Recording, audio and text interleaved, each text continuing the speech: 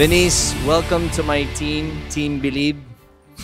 Na kahit hindi yun yung original plan mo, na mukhang si ate or Coach Julie talaga ang favorite mo. But it's okay. Okay lang yan. Ano pakiramdam? Sakit.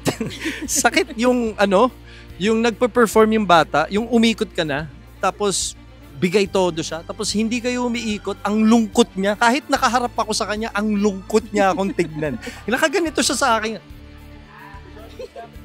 Tapos, nung umikot na kayo, tinignan ka, pag ganun siya. But I think, well, that's, may reasons ako kung bakit hindi rin ako umikot. Pero for sure naman, matutulungan mo si Denise. Pipilit kong tutulungan yung bata kahit ayaw akong patulong sa kanya. Pipilit ko yung sarili ko sa kanya, katulad ng ginagawa ko sa lahat ng mga batang napipili ako. Pinipilit ko yung sarili ko.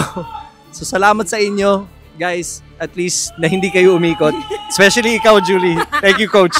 Appreciate that. You really take one for the team, huh?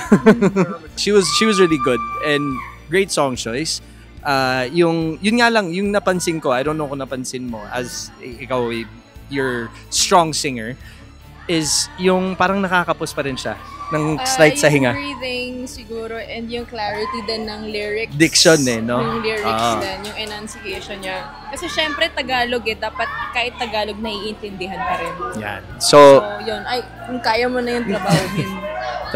Tingnan mo, i-record nyo to, i-keep nyo, tapos padala nyo sa akin para ipadala ko yung video sa kanya. Para galing kay Coach Julie. Kahit team ko, pero galing pa rin kay Coach Julie. Para matuwa naman siya. Okay? Congrats, Denise! Congrats! Kita tayo mamaya.